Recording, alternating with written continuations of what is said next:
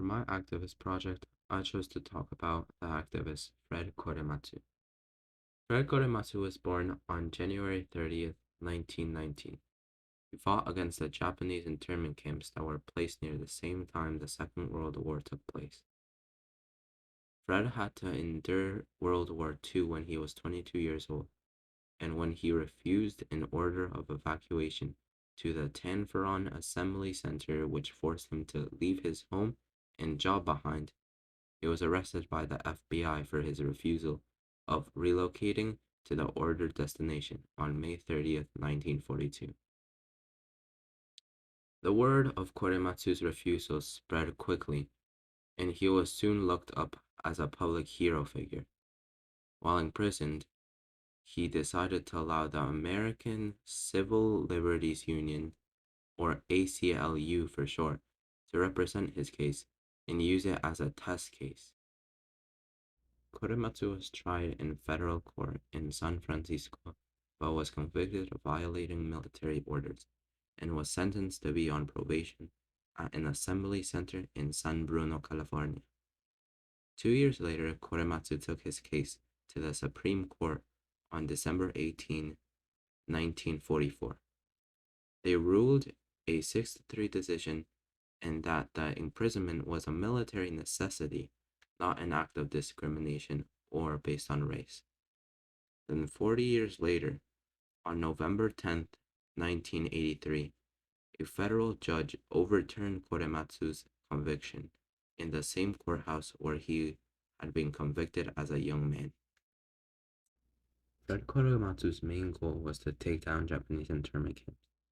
He filed a civil lawsuit and directed it to the government to take on the case of the Japanese internment camps that were being placed in many places and being used to terrorize many Japanese and separate them from their families. He wanted them demolished, and so he strived to take these horrible camps down. He used his rights like freedom of petition and freedom of press that were provided to him by the First Amendment, but importantly, he used his 11th Amendment to file a lawsuit and help bring an end to the internment camps. These rights gave Fred the ability to fight against Japanese internment camps with many allies and supporters. He himself didn't really achieve his goal, but later on, when he lobbied in Congress and passed the Civil Liberties Act of 1988, he received a public apology and compensation to many Japanese Americans who were incarcerated. In 1998, Korematsu was awarded the Presidential Medal of Freedom and left his name as one of the big influences that helped stop Japanese internment camps. Fred Korematsu's impact in his time period consisted mainly of him changing and fighting to stop and take down the Japanese internment camps that were placed near the same time where the Second World War took place. The impact of Korematsu's fight still stands as a symbol and reminder that one can truly fight for change, and in time, one's actions will be compensated and rewarded. This can inspire many people not only in the Asian community, but in many other races to fight against situations that are not accepted by society and found vulgar and unthoughtful.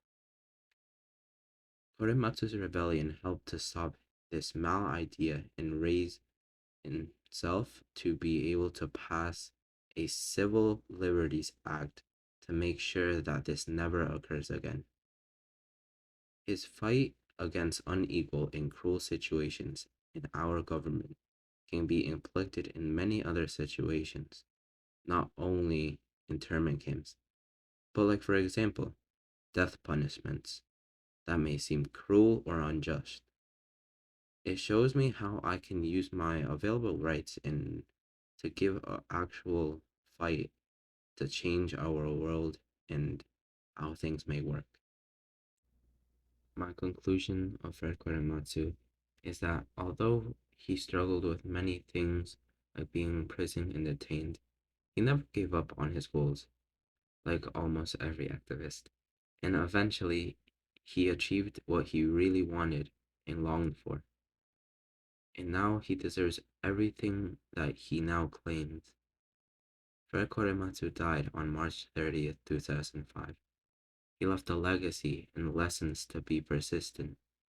He was stubborn and didn't let the ways of the world stop him, and would do anything to achieve or work towards his goal.